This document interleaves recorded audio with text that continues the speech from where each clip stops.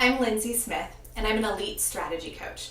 I started as a solopreneur and mental health therapist and grew into multiple centers, dozens of incredible team members, and a multi-million-dollar business. And I now help other entrepreneurs to grow and scale their business to be able to exceed their profit goals.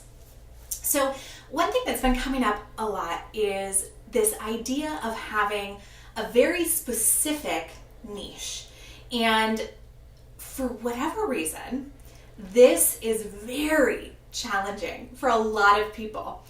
And so a specific niche is when, you're going to serve a group of people and you want to narrow it down. And so when someone says, like, what's your niche? What they mean is, what's your very specific group of people you see?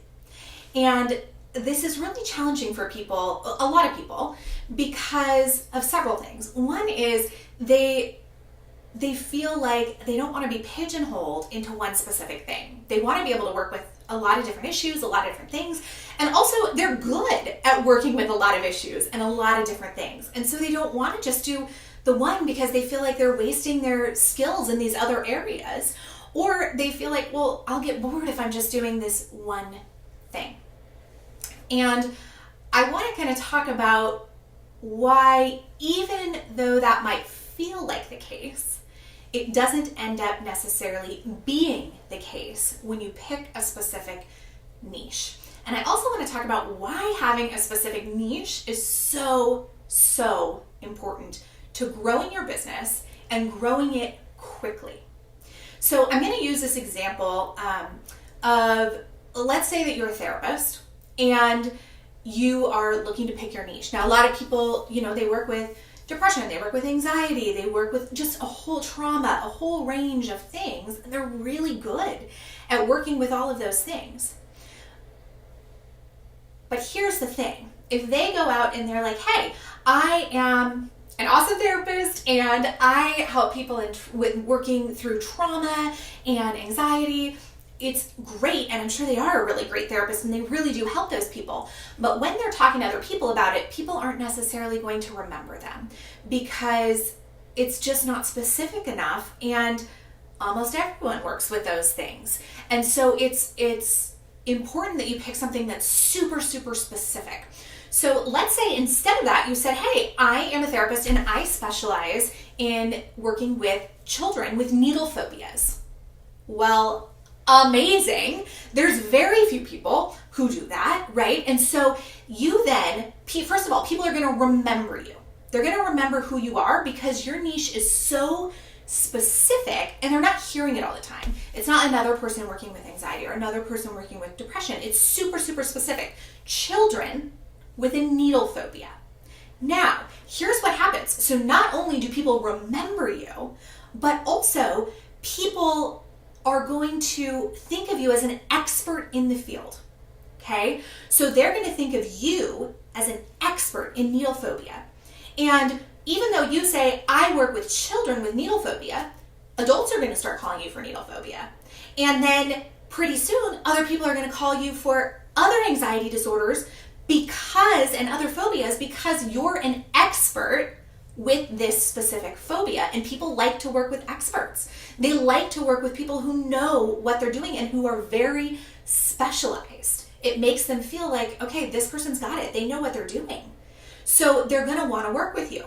The other thing is it makes it so that you can, so not only do just people you're talking to remember you, and they'll be sending everyone who they come across with a needle phobia to you because you're the only person they know who does that. In addition to that, you also have a very clear group of people to market to. So you want to market to other people who are serving the same group of people you're serving. And so with this niche of helping children with needle phobias, you get to go to pediatricians and say, I specialize in helping people with needle phobias. The pediatricians are going to be sending you every child who struggles with getting their shots, right? And you can go to talk to people at hospitals, in blood labs, all these places that they come across on a regular basis, people with these needle phobias. That's where you're now going to market to, and you're going to fill your practice faster than you thought possible. So let me explain how this worked for me. When I first started my therapy practice, which was back in 2010, I only worked with teenagers. Now, at that time, in the area that I was living in, I was the only person who only worked with teenagers. I was very specialized in working with teenagers, and I only worked with teenagers. And so my practice grew very quickly because of that specialty.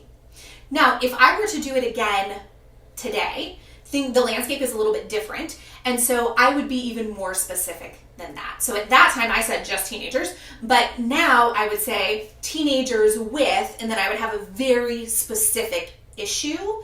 So teenagers with panic disorders, or teenagers with performance anxiety, or for me, actually, I would probably do high-risk teenagers because I loved working with the teens who were super high risk. And so I would have something very, very specific, not just in the age group of people I saw, but also in the issue I was seeing. Now, again, when you do this, people are going to remember you, number one, and people are going to see you as the expert. Now, remember that thing we were talking about where we're like, well, I don't want to always see or only see that one person, and what about all these other skills I have? Those skills are going to come out. You're going to be able to use all those skills, and you're going to be able to use it with a full caseload of clients. So fill up your caseload with this specific thing. You're going to be able to use it. And then, like I mentioned before, people are going to see you as an expert, and they're going to start coming to you with other things. Okay?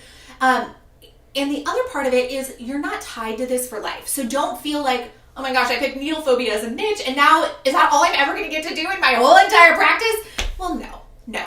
So focus on this for a year, fill your practice, and then if you're like, okay, I think I've had, my good share of this needle phobia thing, and now I want to focus on whatever, you can switch, and then you just start marketing to that target. But keep your target market the same, I would say, for at least a year so that you can build on that, because people are going to get to know you and they're going to send you people. And it's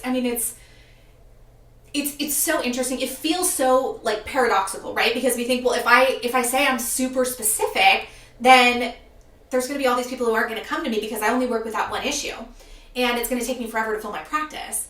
But it's actually the opposite is true. Yes, those people won't see you, but so many people are going to come to you because you're an expert in this one little thing that you're actually going to fill your practice way faster than you otherwise would have. The other thing is, once you have your specific niche, again, make sure you're marketing, and I talked about this a little bit already, but make sure that you're marketing to people who specifically serve that same group of people, so that they're helping those people in another capacity, and they come across those people with the problem that you can solve, and then they'll be sending you those people, and your practice is going to grow, whatever it is you're doing. I hope this was helpful.